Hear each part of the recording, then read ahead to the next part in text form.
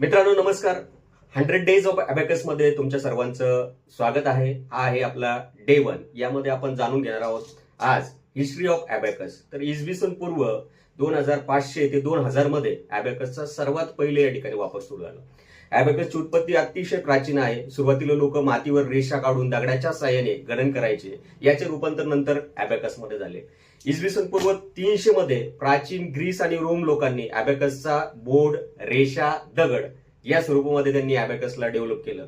नंतर इसवी सन 1200 मध्ये चीनने स्वतःचे अबॅकस डिझाईन केले, ज्याला ते सुआन पान असे म्हणत असत.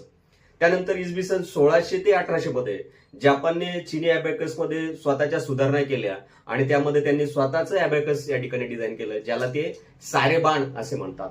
आज आपण जे काही अबॅकस वापरतोय तर हे जपानी अबॅकस आहे आणि आपण बघतोय की कॅल्क्युलेटर येण्यापूर्वी अबॅकसचा सर्वात जास्त वापर हा गणन करण्यासाठी, मोजण्यासाठी या ठिकाणी केला जायचा. परंतु कॅल्क्युलेटरच्या शोधानंतरही, कॅल्क्युलेटरच्या वापरानंतरही आजही आपण बघतो की अबॅकस हे सर्वात मोठ्या प्रमाणामध्ये वापरलं जातं. अबॅकसचा वापर या ठिकाणी थांबलेला नाहीये. का?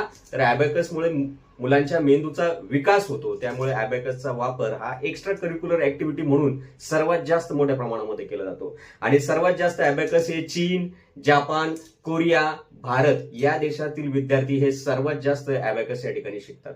आजही मोठ्या प्रमाणामध्ये अबॅकस या देशांमध्ये शिकवले जातात. तर हा होता आपला डे 1. धन्यवाद.